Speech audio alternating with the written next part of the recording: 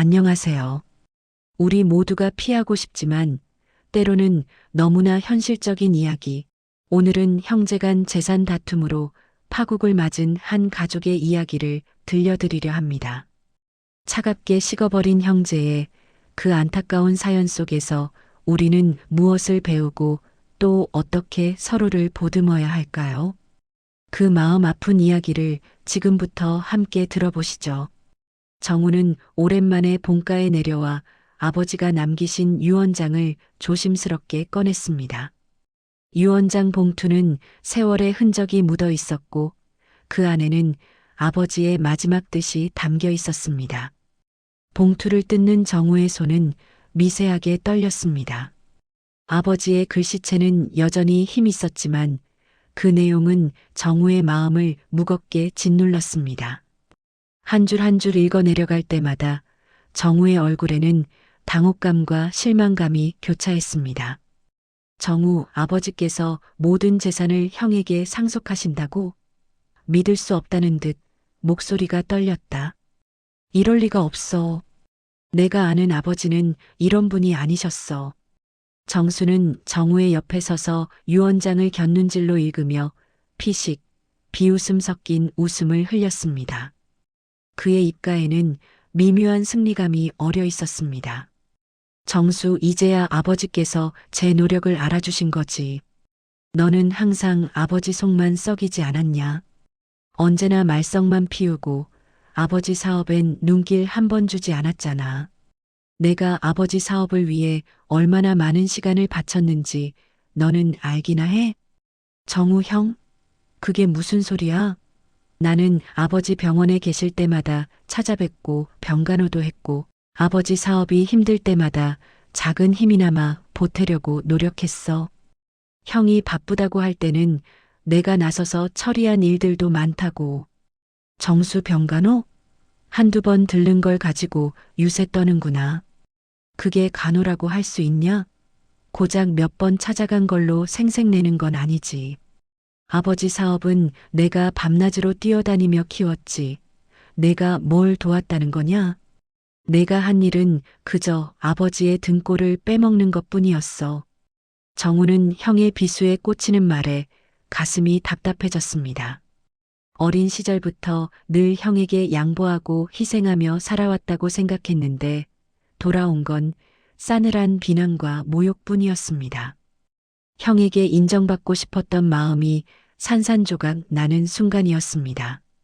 정우, 아버지가 이러실 리 없어. 이 유언장 뭔가 이상해. 형이 아버지께 무슨 말을 했는지 나는 모를 리가 없어. 분명 뭔가 수를 쓴 거지. 정수는 코웃음을 쳤습니다. 그의 눈에는 비웃음이 가득했습니다. 정수 진위 여부는 법원에서 가리자고. 자신 있으면 그렇게 해봐. 어차피 결과는 뻔할 텐데. 내가 뭘 할 수 있다고. 아버지는 나를 더 믿으셨어. 정우는 결국 변호사를 찾아갔습니다.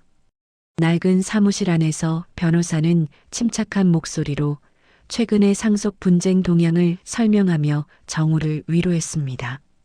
그의 말은 정우의 불안한 마음에 작은 위안이 되었습니다. 변호사 형제간 유산 분쟁은 비단 의뢰인님만의 문제가 아닙니다. 최근 10년간 상속 재산 관련 가족 간의 법정 소송 사례가 약 60%나 증가했어요.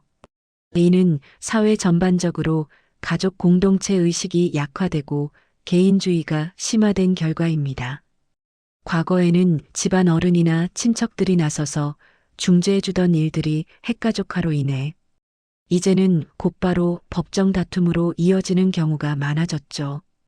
특히 부모님의 자산 가치가 자녀들의 소득에 비해 상대적으로 클 경우 형제간 재산 분쟁이 발생할 가능성은 더욱 높아집니다.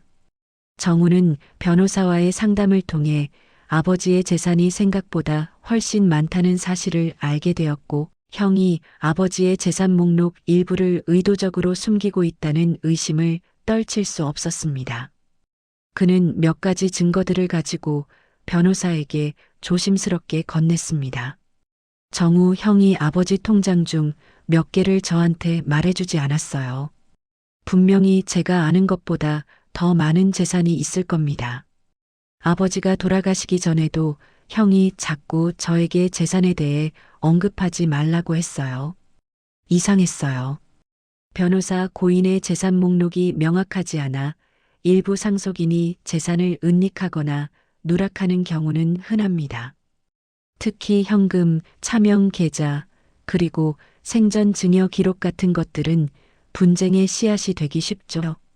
유언장이 있더라도 그 내용이 모호하거나 자필 유언장의 경우 훼손, 위조, 은닉 의혹이 있다면 유언 효력 확인 소송이나 유언 무효 확인 소송 등을 통해 효력 자체를 다툴 수 있습니다.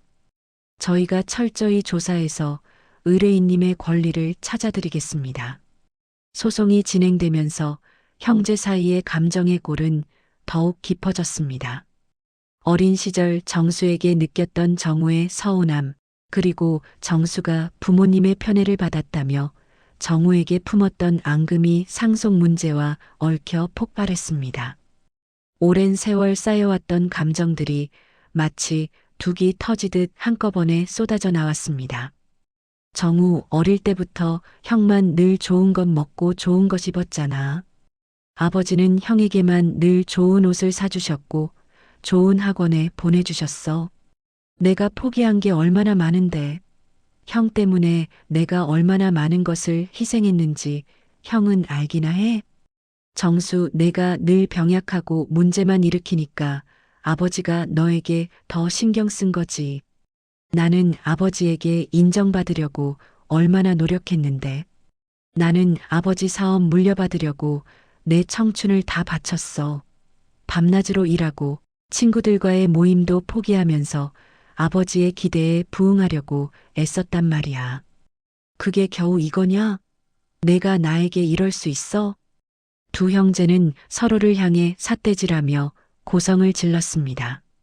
법정의 딱딱한 분위기는 두 사람의 격한 감정으로 더욱 얼어붙었습니다. 결국 법원은 더 이상의 감정 싸움을 막기 위해 조정 절차를 제안했지만 형제는 서로 한 발짝도 물러서지 않았습니다. 이미 서로에 대한 깊은 불신과 원망으로 가득 차 있었기 때문입니다. 조정실에서 정수는 아버지의 생전 증여 사실을 강력하게 주장했습니다. 자신이 부모님을 특별히 부양했고 아버지의 사업을 일궈 재산 유지에 지대한 기여를 했으니 기여분을 더 받아야 한다는 것이었습니다. 그는 자신이 아버지 사업을 위해 희생했던 수많은 밤들과 주말들을 열거하며 목소리를 높였습니다. 정수 아버지 사업이 이만큼 커진 건 다 나 때문이야. 내가 아니었다면 이 재산은 존재하지도 않았을 거야. 정우는 한 것도 없으면서 뭘 바라는 거야? 그저 받아먹으려고만 했지. 정우는 정수의 주장에 반박했습니다. 그의 목소리에는 억울함과 분노가 서려 있었습니다. 정우, 나는 아버지가 병원에 계실 때 매일 찾아뵙고 간병했잖아. 형은 바쁘다는 핑계로 한 번도 얼굴 비추지 않았으면서 아버지가 얼마나 나를 의지했는지 형은 모를 거야. 정신적으로 힘들 때 내가 옆에서 지켜드렸어. 그것도 기여분 아니야? 변호사, 특정 형제가 부모를 특별히 부양했거나 재산 유지에 기여했을 경우 그 기여분을 인정받을 수 있습니다. 이는 단순히 금전적인 기여뿐만 아니라 정신적인 부양이나 간병 등 다양한 형태의 기여를 포괄할 수 있습니다. 또한 생전 증여나 유증 재산이 과도할 때는 유류분 반환 청구가 문제될 수 있고요. 우리 민법은 형제자매의 유류분을 인정하고 있습니다. 혼수, 학자금, 사업자금 등 특별 수익의 인정 범위와 액수를 산정하는 것도 중요한 쟁점입니다. 이 모든 것들이 복합적으로 고려되어 상속 재산 분할에 영향을 미치게 됩니다. 소송은 길고 지루하게 이어졌고 형제는 서로를 비난하며 모든 에너지를 소모했습니다. 그들의 분노는 마치 걷잡을 수 없는 불길처럼 타올랐습니다.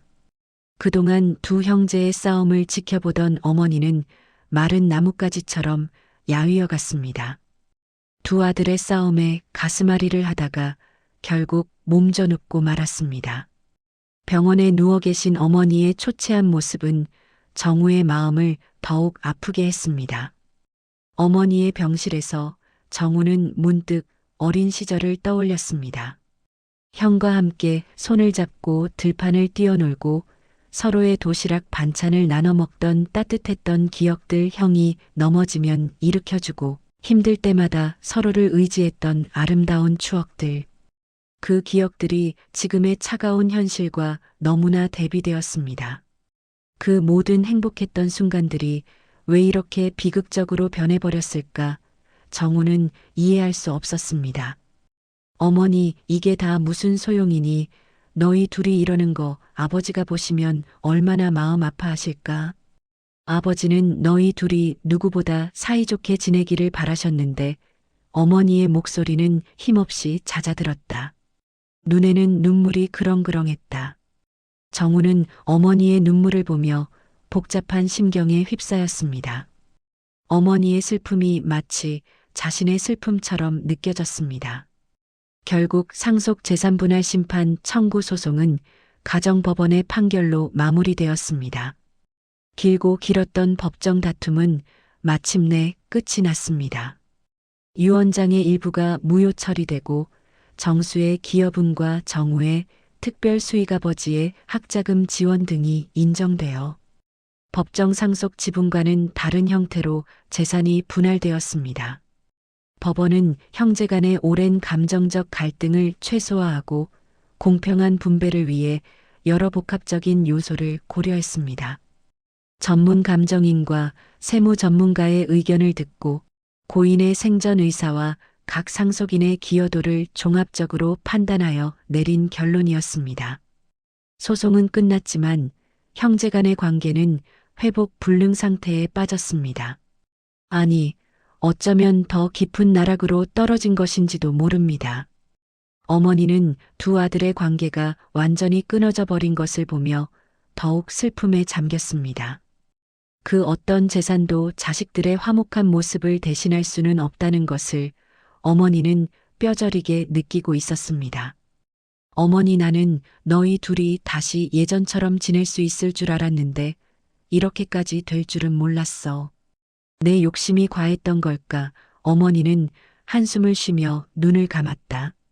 정우는 법원을 나서며 형언할 수 없는 허탈감에 빠졌습니다. 법적으로는 재산을 일부 얻었지만 그 과정에서 가족을 잃었다는 비참한 기분을 떨칠 수 없었습니다. 그의 마음은 텅 비어버린 듯 했습니다. 정수는 고개를 숙인 채 아무 말도 하지 않았습니다. 승소했다고는 하지만 그의 얼굴에는 승자의 미소는커녕 깊은 후회와 그림자가 드리워져 있었습니다. 그는 이제 더 이상 정우와 마주볼 용기가 없었습니다. 정우는 한참을 걷다 멈춰섰습니다. 차가운 겨울바람이 그의 뺨을 스쳤습니다. 그는 깨달았습니다. 진정 중요한 것은 돈이 아니라 가족의 사랑과 평화, 그리고 함께 만들어갔던 소중한 추억이었다는 것을요. 하지만 이미 모든 것이 너무 늦어버린 뒤였습니다. 한번 금이 간 관계는 다시 붙이기 어렵다는 것을 그는 뼈저리게 느끼고 있었습니다. 이 모든 싸움이 결국 무엇을 위한 것이었을까요? 이 가족의 이야기는 우리에게 많은 것을 시사합니다. 이 비극적인 이야기가 여러분의 가정에는 결코 일어나지 않기를, 여러분의 가정에 늘 평화와 사랑이 가득하기를 응원합니다. 가족은 그 어떤 재산보다도 소중한 존재임을 잊지 마세요.